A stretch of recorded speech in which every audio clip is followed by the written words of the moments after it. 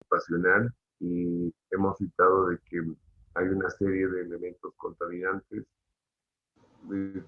como los gases que se podrían conformar en un espacio confinado. Ya habíamos comentado sobre los pasos que sigue la salud ocupacional con el reconocimiento, la detección, la evaluación y las acciones que se deben asumir.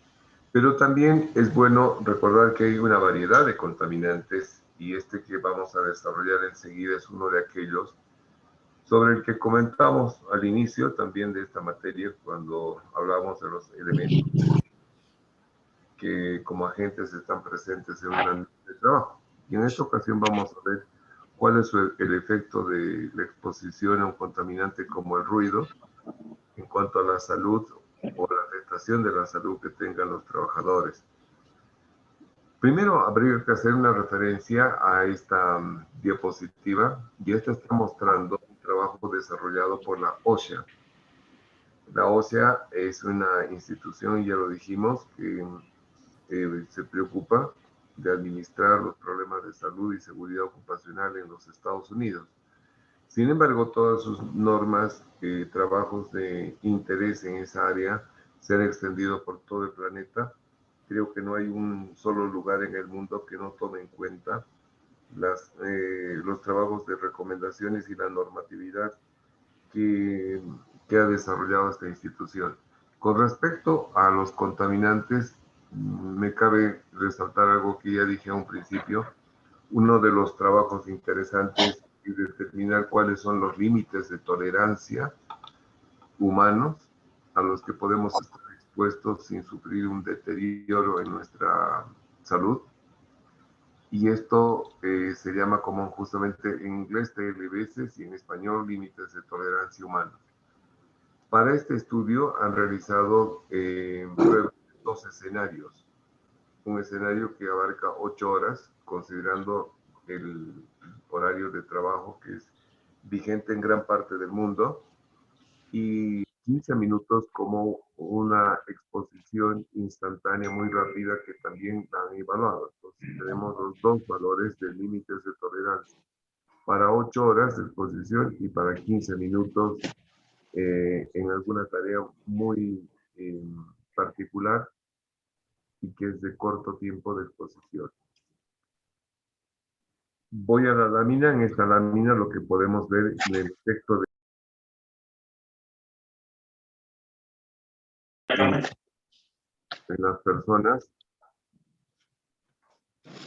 cómo nosotros tendríamos que tratar este contaminante. Tendría que tomarse en cuenta las recomendaciones que se ven en esta lámina y ustedes pueden ver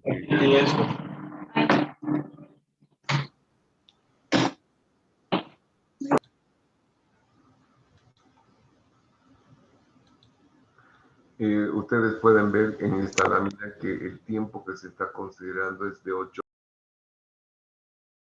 y se está tomando en cuenta la intensidad de ruido. Como ustedes han sentido hace poco en la molesta intervención de un estudiante de nombre Milton, han visto cómo molesta, ¿no? Un ruido desproporcionado y un ruido que no está previsto dentro de un ambiente silente como el que debe ser una clase. Ya la calificación, la valoración, porque lo hace y el poco respeto que tiene a su clase o el descuido, ya será otro tema. Pero ustedes simplemente han sido y que a propósito, ¿no? Que han sentido la molestia de estar expuestos al ruido. Dijimos que es un fenómeno físico porque lo único que ocurre es que cuando nosotros hablamos o cuando hay una fuente sonora que emite un sonido o un ruido en este caso que es desagradable, ¿qué va a ocurrir? Va a haber una sobrepresión en el aire que es el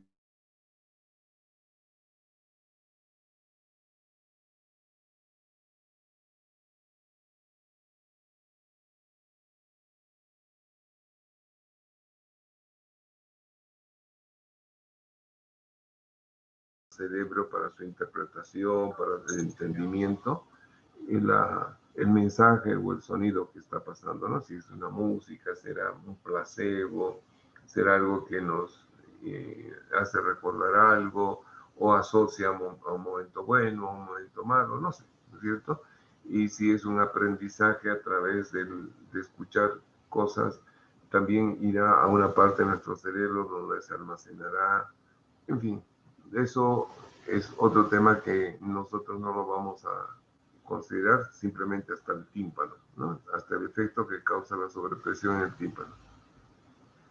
Ahora bien, en el caso del ruido o del sonido en general, hay dos manifestaciones o dos variables que se toman en cuenta, la frecuencia y también la intensidad.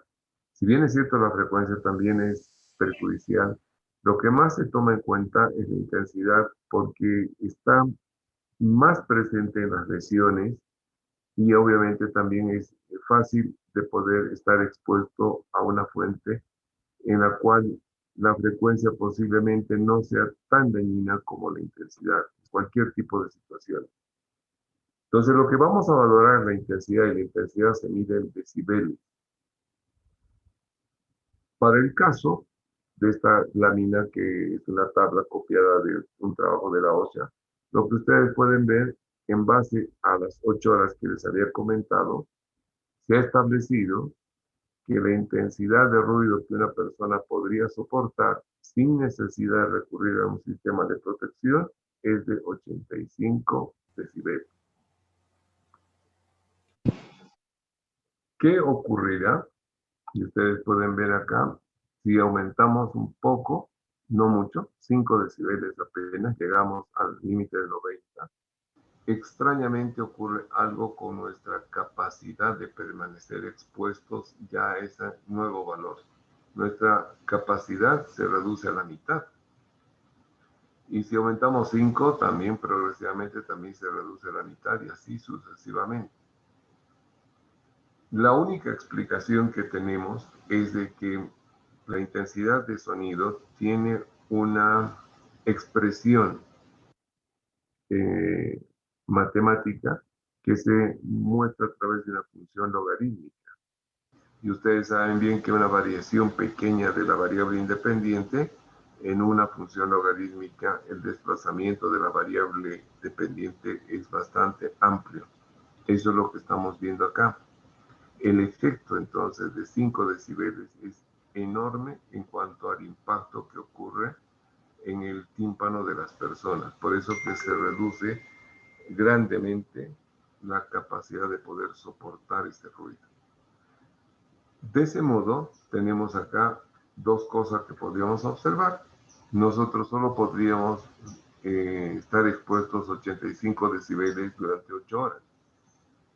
Pero nunca vamos a poder mantener el valor constante. Van a haber subidas, bajadas y posiblemente, si hay un comportamiento muy alterno, una turbulencia muy alta, y variaciones frecuentes que sobrepasan los 85 decibeles, sí vamos a permanecer las 8 horas, pero el trabajador va a sentir los efectos. Muchos de los trabajadores, precisamente cuando están en estos lugares ruidosos, y que no son simplemente las fábricas, a veces también son centros de atención al cliente, oficinas, bancos, en fin, en los cuales hay una concurrencia bastante grande o numerosa de personas que murmullan, que hablan y que hacen ruidos, están casi al borde de superar ese valor de 85 decibeles. Y los trabajadores que están permanentemente expuestos a ese ruido que sobrepasa los 85 decibeles, sienten efectos, ¿no? Un efecto es el estrés acústico, justamente salen con signos de dolor de cabeza, de esos ambientes laborales, o aquellos que pueden recibir en la calle, por ejemplo, un bocinazo de algún conductor que se cree dueño de la ciudad y que puede hacer sonar su claxon delante de cualquiera, y nos genera un trauma de ese mismo tipo, ¿no? Pero ya es psicológico, un estrés que nos hace reaccionar, ¿no? En la noche nos sentimos afectados por esa exposición. Pero hablemos del daño físico. El daño físico de una persona que está constantemente expuesta a valores altos puede generar un daño irreversible. ¿Y cuándo empezamos a sentir esto? Después de los 115 decibeles estamos en el umbral del dolor. Ya ahí a un valor de 120 decibeles ya se siente dolor en el oído por estar expuesto. Algunas referencias valorativas se me ocurrieron hacer en la época que obviamente todavía estaba tomando conocimiento de esto en IPFB cuando tenía a mi cargo la unidad de seguridad industrial.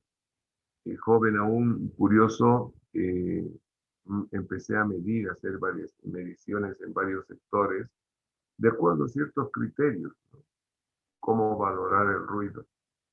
Y recuerdo bien que, por ejemplo, salíamos a una oficina, a una planta que está en el aeropuerto, una planta que distribuye para yacimientos combustibles de aviación, y a más o menos 2 cuadras de del final de la pista de aterrizaje, unos 200 metros, medí el momento que estaba por despegar un avión y en ese momento sentía 150 decibeles, es decir, más allá del umbral del dolor, el momento que un jet estaba despegando. Señalo que en ese momento los aviones, especialmente de Joy y de Aerosur, que volaban eran los 727-200. Aviones que ya para ese momento habían perdido su autorización para aterrizar en cualquier aeropuerto de Estados Unidos, justamente por el nivel de ruido. Gran parte de esos aviones venían aquí a parar a empresas latinoamericanas, ¿no? Los desechos de esos aviones que eran muy ruidosos y que obviamente nunca iban a volar a Estados Unidos. De Bolivia iba a ir un avión nuevo, pero no podía, y en Bolivia adentro podía circular siquiera un avión viejo, ruidoso, que generaba problemas. Son también algunos problemas emergentes de la pobreza, de las limitaciones, ¿no? Bien, ahí tienen ustedes algo que sería importante considerar, pero lo tienen que hacer en forma vivencial. Así que les pido, por favor, que habiliten sus dispositivos y de inmediato baje a través de su store, su app store que tengan, eh, una aplicación que les permita hacer la medición de ruido en el ambiente donde se encuentran ustedes. Pueden buscar la aplicación con el nombre de decibelímetro. Y lo instalan y empiezan a medir y me comentan, yo creo que en 2 minutos estamos listos. Licen, disculpe, ¿puedes repetir el nombre? Decibelímetro. Decibelímetro.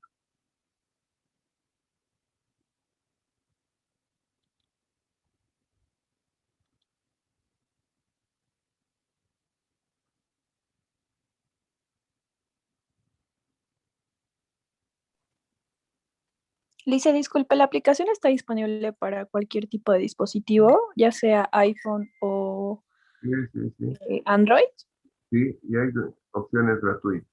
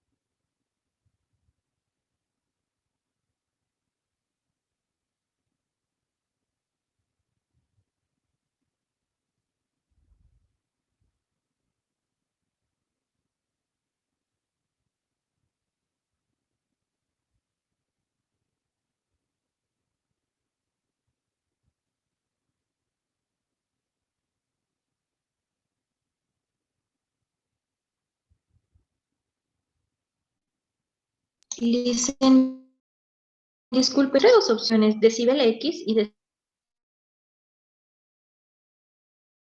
Meter, decibel, meter, medidor de decibel. Decibelímetro, decibelmeter en inglés, ¿ya? Está bien, gracias, licenciado.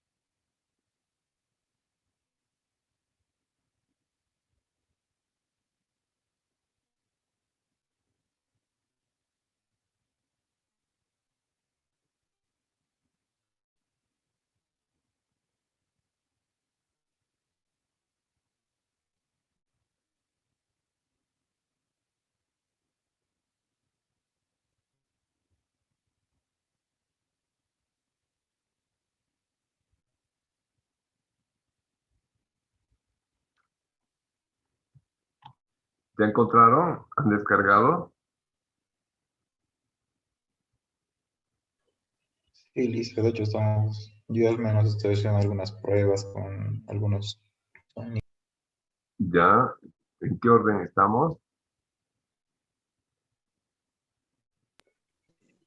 Y estoy en un parlante yo al menos, y bueno, lo puse al máximo y bueno, llegaba más o menos de 85 a 90 decibeles, ¿no? Y bueno, yo al menos con ese parlante yo nunca había tomado en cuenta el que lo escucho gran parte del día, ¿no? Y al máximo. Ya. Otros lugares ruidosos. Ayer alguien prendió estaba seguramente en su cocina y prendió una licuadora y llegaba a 90 decibeles el ruido de la licuadora, ¿no? ¿Algo más? Ah, ¿se escucha, Lizzy? Perdón. Escucho adelante. Bueno, yo sé encendí la tele y lo subí como a un volumen bueno, en la tele me parecía 20 y en el decibelímetro marcaba 65, entre 65 y 70. Ya, perfecto. Bueno, de todas formas, imagínense lo que será una empresa en la que tenemos motores, tenemos compresores, tenemos máquinas que cortan, que doblan, que compactan, o que izan, pues, como las grúas, laminadoras, en fin, tantos procesos que tenemos en una empresa productora puede generar ese ruido. Pero sin embargo, también les he comentado que en lugares como oficinas de atención al cliente, no solamente de empresas privadas, sino también de las estatales, donde más bien hay una alta concentración de personas y todas están hablando o murmurando al mismo tiempo, estamos al borde de los 85 decibeles. Bien, ¿qué hacemos?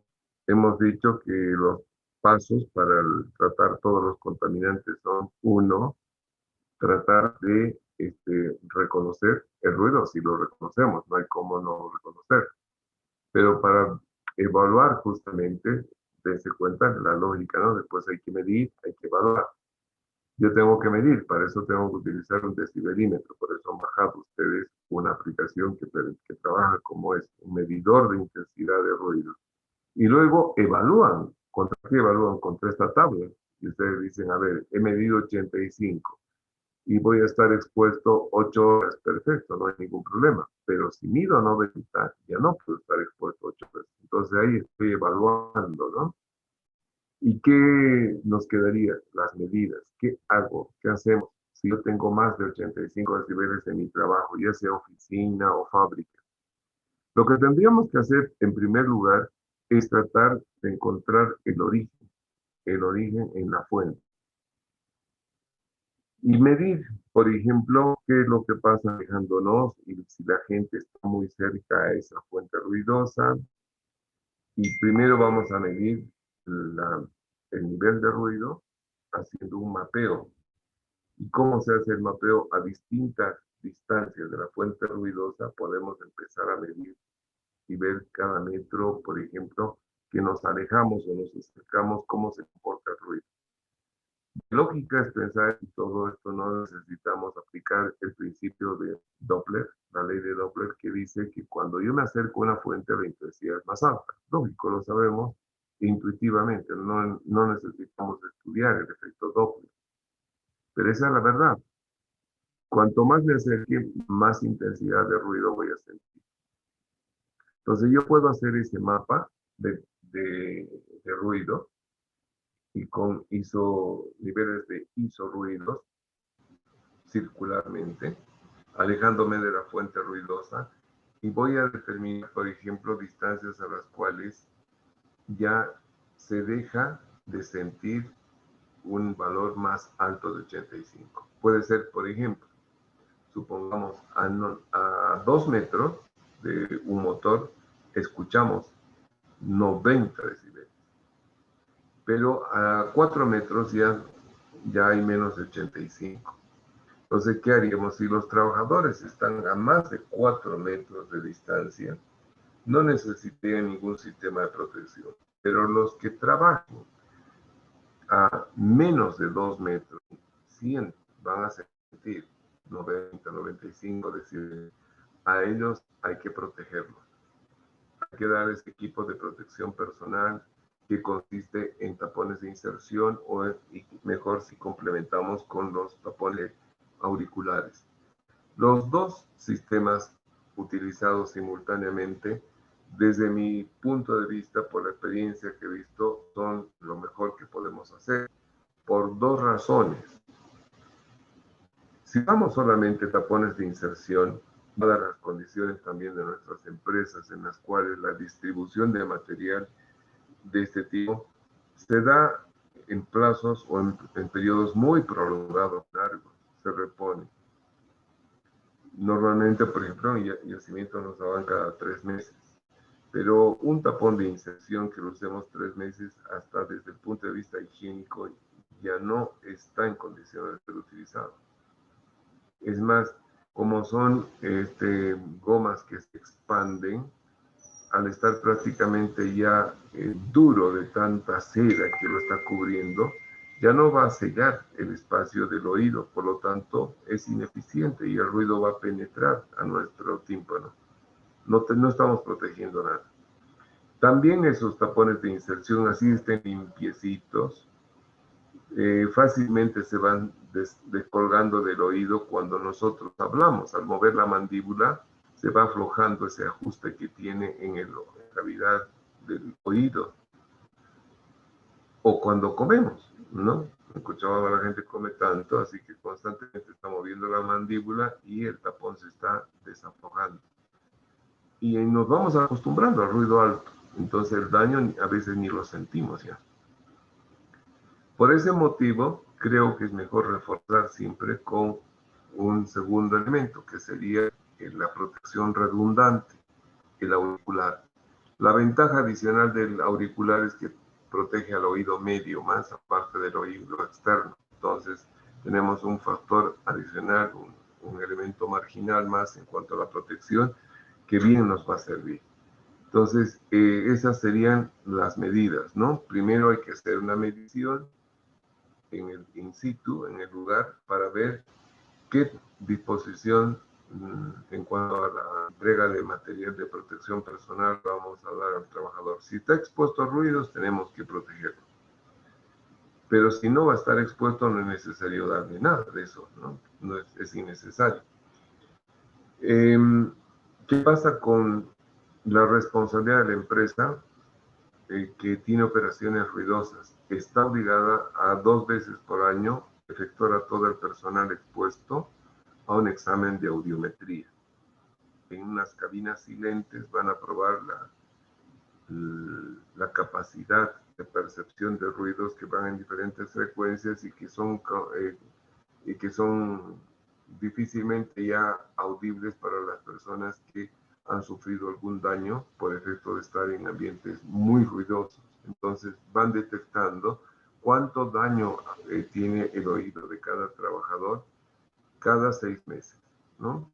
Y en función de ello, obviamente, recomendaciones de de cambios de puestos, o en el caso ya lamentable de que haya sido severa la afectación en la capacidad auditiva de un trabajador, llegar al extremo que habíamos comentado, ¿no? Calificación de incapacidad permanente total, lo que determinará que ese trabajador tiene que acogerse a el seguro de invalidez y tramitando en la AFP donde está aceptado. Eso podría comentarles hasta ahí. No sé si hay comentarios, hay alguna pregunta adicional. Adelante.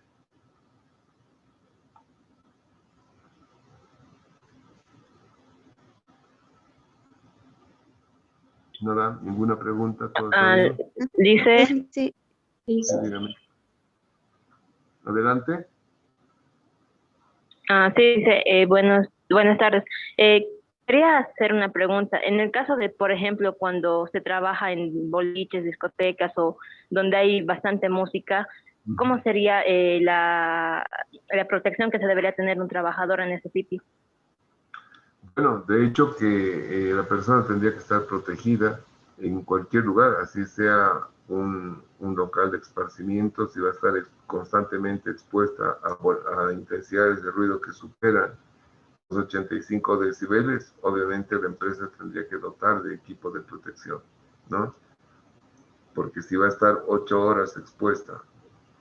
Ahora, las personas que van a divertirse, bueno, por cuenta y riesgo lo están haciendo, pero un trabajador no está yendo a divertirse, está yendo a cumplir una función, por lo tanto debería gozar de la protección. ¿Está bien? Sí, dice, gracias. ¿Algo más? Alice, buen día. ¿Qué pasa si usted como empresa, digamos, proporciona los tapones y, y los funcionarios no utilizan? O sea, ellos se estarían poniendo en riesgo por no obedecer, ¿no? Su salud Ajá. auditiva. Entonces, ¿qué podría hacer la empresa? ¿Toma algún control del uso de estos materiales? Claro, ustedes han tenido eso en el examen, pero nadie me quiere comentar sobre el examen. Eso les he preguntado, ¿no? ¿No se acuerdan? Ujú. El video contaba eso, ¿no? Gente que no cumple. ¿Qué pasa si no cumple? Bueno, hay disposiciones, no vivimos en la selva, hay reglas que hay que cumplirlas. Yo siempre les digo, ¿no? Si la regla dice esto, háganlo. No sé si en este grupo o en el paralelo, no, fue en otra materia. Me dijeron, no, no estamos acostumbrados a dar exámenes en el Moodle, pero sí estamos 3 semestres. ¿Cómo dan sus exámenes? Es que mandamos fotitos, no sé qué cosa. Bueno, yo le dije, lo único que sé en el Moodle, la parte superior dice Universidad Mayor de San Simón. Dice Facultad de Ciencias Económicas. Dice creado por tal unidad. Yo no he creado esa página. La universidad me dice, ingeniero Valdés, usted debe poner plan global, contenido de las materias, programación de las clases, fechas de exámenes, tomar los exámenes ahí. Si fulano o sultano, colegas míos, no lo hacen, no me pidan a mí, pues imagínense lo que me ponen en una situación tan incómoda. Los otros no lo hacen. Entonces, ¿qué quieren? ¿Qué quieren decirme? ¿Decirme que yo también deje de cumplir la norma? ¿O qué me están insinuando? Yo la voy a cumplir. Me dicen a mí, haga esto, hago. ¿Por qué? Pues dependo, soy un empleado, tengo que obedecer las instrucciones. Y en el caso de no cumplir, ¿qué va a pasar? Podrían aplicar un reglamento. Es decir, el ingeniero Valdés no toma los exámenes en el mundo, no muestra los exámenes. Entonces, el reglamento dice esto y habrá que pedirle que tenga más cuidado. Primera llamada de atención. Si no lo hace otra vez, segunda llamada de atención. Si no hace una tercera, en la tercera yo creo que me dirán hasta luego, gracias. Se va. Así funciona todo.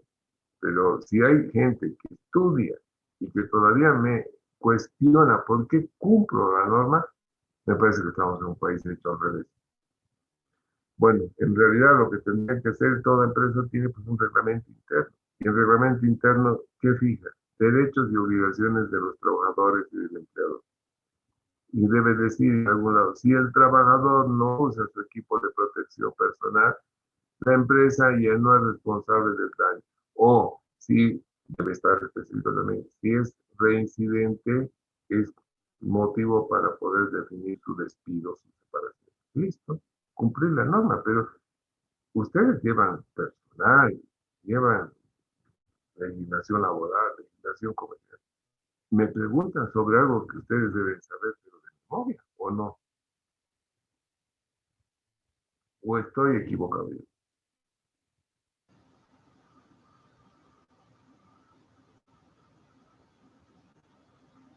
Les pregunto.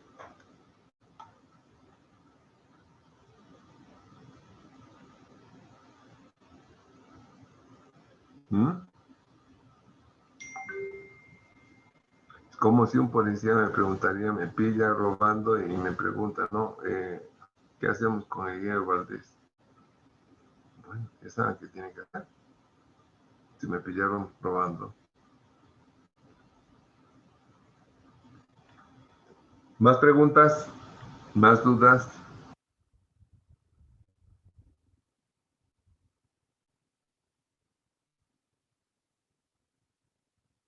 ¿Nada? Lice, no sé si nos podías dar algún ejemplo sobre alguna empresa que ha realizado el examen de audiología. Audiometría. Oh, Audiometría. eso, me he ¿Ya? escuchado muy bien. No Ahora, sé si me puedes aclarar de la... Escuché, no sé si escuché bien, pero dijo 2 veces al año y luego cada ¿sí? 6 meses, o yo me estoy Dos confundiendo. veces por año, 6 meses, lo mismo, ¿no? Es lo mismo. Claro, cada No, no lo escuché, Lice. el examen de audiometría para los trabajadores que tienen exposición a fuentes ruidosas debe efectuarse 2 veces por año. O Ah, casi, ya, gracias, Lice, ¿ya? por la aclaración. Sí, tienen que hacer este examen. ¿Alguna otra pregunta?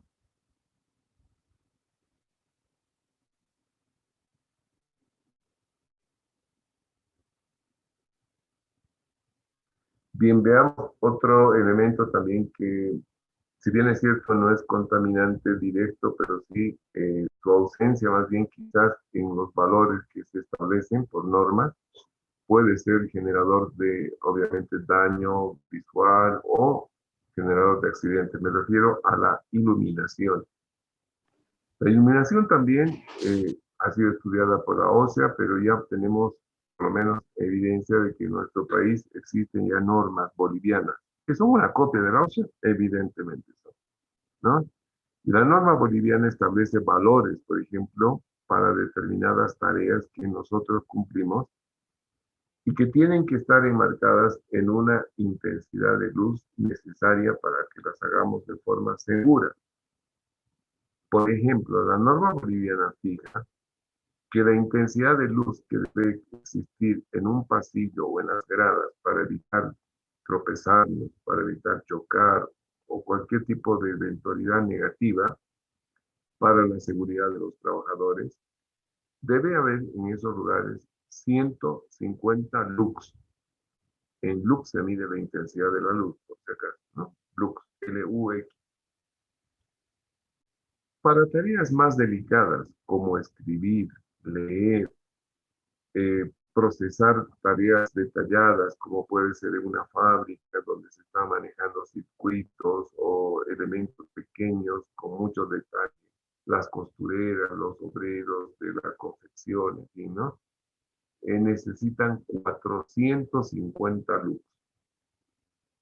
Bien, ustedes están haciendo una labor delicada, están viendo imágenes, están cuadernos, están apuntando, a ver, verifiquen. Para ello, descarguen una aplicación rápidamente que se llama Luxómetro, Luxómetro, o Luxmeter, también en inglés.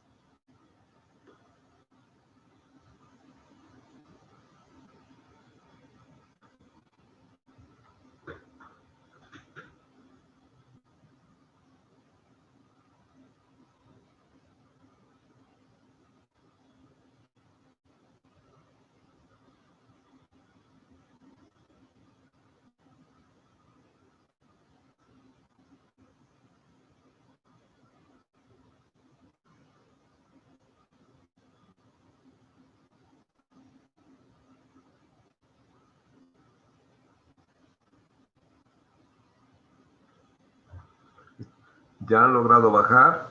¿Están haciendo mediciones?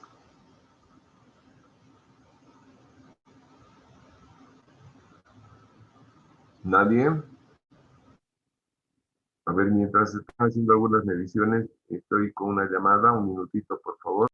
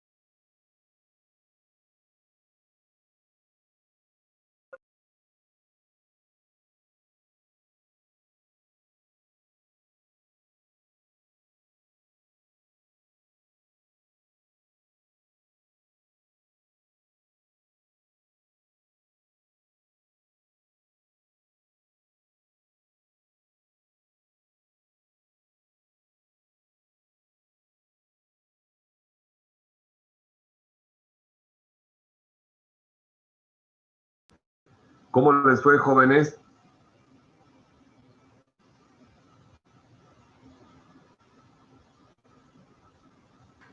Yo he medido dos ¿Nada? ambientes, Lice. ¿Perdón? He medido dos ambientes, estaba midiendo el tema de mi cuarto. Aquí tengo dos focos y bueno, aquí me salió un valor de entre 300 a 400 lux. Ya. Luego salí al jardín y bueno, en la iluminación, digamos, en la del jardín, digamos, al aire libre, me salía casi un valor de 2.800 hasta Bueno, 3.000. claro.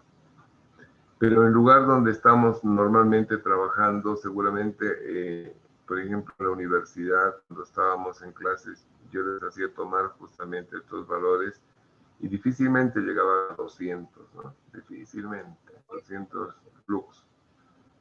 ¿Algún otro dato más? ¿Alguien más que haya sacado algún valor?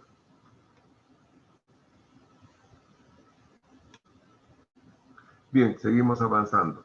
Bueno, otro de los contaminantes también que es importante considerar es el plomo, ¿no? El plomo de pronto se convierte en un extraño elemento porque tiene una capacidad de poder penetrar nuestro cuerpo realmente asombrosa, ¿no? No hay tejido que se resista al paso del plomo. Si ustedes hacen una relación, por ejemplo, con esta enfermedad del COVID que está aquí, es un virus, yo sé que si cumplimos los protocolos tenemos muchas probabilidades de no contagiarnos, ¿no? Las personas que obviamente no tomen en cuenta esos protocolos aumentan su probabilidad de contagiarse y cada uno tendrá que rendir cuentas a su conciencia, ¿no? Si llega el momento. Pero hay formas, es decir, si yo me protejo las partes que tienen mucosa y que están expuestas hacia el contacto externo, como los ojos, la nariz y la boca, si yo cubro eso, seguramente mi probabilidad de contagiarme es casi nula, ¿no? Pero tengo que andar así. En cambio, miren qué curioso en el plomo puede atravesar por la piel, cosa que el virus no. Puede atravesar por la uña, puede atravesar por el pelo, puede atravesar por la nariz, por los ojos y por la boca.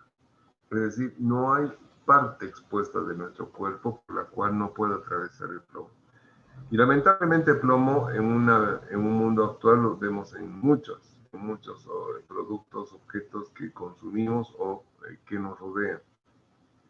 Y volviendo al ejemplo de estar en aula, seguramente hoy estaríamos en el aula 204. Y mi pregunta hubiese sido, ¿ustedes estando en esta aula creen que no estamos expuestos a un contaminante como el plomo? Y muchos dirían que sí, no estamos. Y la verdad es que sí, estamos rodeados, ¿no? Porque la pintura con la que se han sellado las paredes tiene plomo, el látex tiene plomo. Este reporte, que es interesante, nos hace pensar al respecto. A ver, vamos a ir a cifras, los famosos PLBs. Una persona que no ha tenido exposición a plomo de forma directa, como ustedes, por ejemplo, ¿no? Deberían tener como máximo una concentración de 30 microgramos por 100 mililitros de sangre si les harían un análisis. Ese sería su top.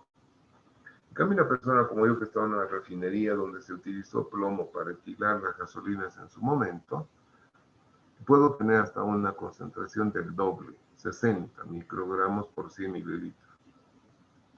Miren lo curioso. Hay estudios que muestran que hay niños que tienen concentraciones superiores, inclusive a las de las personas que han estado trabajando expuestas al plomo. ¿Cómo podríamos explicar que un niño tenga esa concentración? Bueno, el estudio ha sido bastante detallado y han llegado a esta conclusión, que muchos de los niños, curiosidad de por medio, porque no creo que haya otro factor, normalmente lo que hacen es hurgar el suelo con su uñita, meterse la tierra a la boca, y lo propio hacen con las paredes, y esas paredes lamentablemente, vuelvo a insistir, están pintadas con plomo. Así que lo que se meten a la boca es plomo.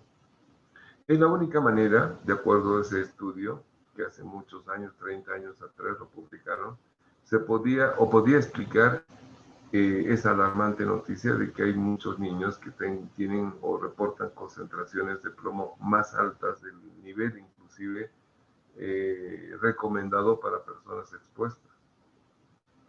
De esa manera habría que tener mucho cuidado justamente con este mal hábito que tienen los niños y que habría que ayudar a controlar, ¿no? El de rascar las paredes y meterse el dedo a la boca. También yo les había comentado en alguna oportunidad anterior, cuando hacíamos una breve descripción de lo que es la seguridad industrial, les decía el impacto que ha causado hace 5 o 6 años cuando un lote importante de juguetes que tenían que ingresar Europa a través de dos puertos que son la boca de entrada hacia Europa, como son Frankfurt y Rotterdam. No pudieron hacerlo porque el cargamento era de juguetes que habían salido de las fábricas de la China y estaban destinados a ese mercado. Cuando llegaron las muestras para hacer pruebas, justamente porque en Europa se hacen muchas pruebas para ver si un producto realmente no es dañino para la salud y mucho menos para los niños, determinaron o detectaron que las pinturas con que habían sido laqueados estos juguetes contenían niveles altísimos de plomo. Así que le cerraron las puertas, algo así como 100.000 millones de dólares en mercadería se perdieron, ¿no? Una fantasía de dinero. Y lógicamente eso hace que nos pongamos a pensar del impacto que tiene justamente el plomo en muchos productos que a veces los utilizamos y no nos estamos informando adecuadamente. Bien, eso es lo que hoy teníamos que avanzar, así que si hay algún comentario, adelante, les escucho, preguntas. Licenciado, Dígame. una consulta. ¿Cuáles serían los productos o en qué cosas es que utilizamos o se podría decir que contiene plomo? Está muy bajito su volumen, ¿podría mejorar, por favor, para escucharle bien? Me preguntaba que en qué cosas son más utilizadas el plomo. O sea, deben haber productos en los cuales son más utilizados, o sea, en donde se utiliza más plomo en sí. En algunos latones, en algunas aleaciones, por ejemplo, las tuberías antiguas de agua potable eran de plomo, ¿no? Las pastas dentríficas también antes tenían bastante contenido de plomo. Especialmente había una pasta que seguramente los papás de ustedes han consumido mucho, Colinos, de la firma Colinos. Las latas de conservas, algunas contienen plomo. En fin, hay muchos materiales, la pintura, vuelvo a reiterarles, ¿no? Entonces hay que tener mucho cuidado y además también en la industria de nuestro país, si ustedes se fijan, nuestras minas que producen especialmente estaño, antimonio, tienen asociado siempre plomo, ¿no? Y obviamente los trabajadores que están respirando ese aire con partículas de plomo, obviamente se están envenenando, ¿no? ¿Alguna otra pregunta más? Dice, estaba buscando el tema del plomo en Bolivia y veía que no existía una regulación, digamos, al igual que, bueno, en el tema de la iluminación sí había, como nos comentaba, pero en el tema del plomo veo que no existe una regulación en Bolivia y por tanto no se miden nunca los niveles de los productos, ¿no? O sea, con qué grado o sea, con qué nivel de plomo estarían los productos. Sí, solamente a las personas expuestas, hasta donde yo conozco, a las personas expuestas les hacen estudios, ¿no? Justamente para ver el contenido de plomo. Es obligación también. A las personas que han estado expuestas hay que hacerles la medición y les reitero, el tope son 60 microgramos por 100 mililitros, ¿no?, de concentración de plomo en sus. Pero ya es para detectar la presencia de un organismo, ¿no? Lo malo del plomo es que es un elemento dañino, origina enfermedades terminales. Lo malo es que se llega a la médula espinal. Entonces, prácticamente es difícil de reducirlo, eliminarlo, ¿no?, una vez que ingresa al organismo. ¿Alguna pregunta más?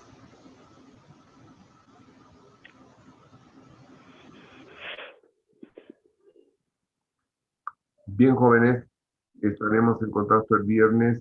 Acaban de enviarme un mensaje por los grupos de la universidad que el día sábado es feriado, así que aprovecharé el sábado para corregir sus exámenes y espero tenerlos siguiente semana ya les avisaré para que ingresen al Moodle y vean sus notas. Un gusto como siempre, nos estamos comunicando el viernes. Hasta luego.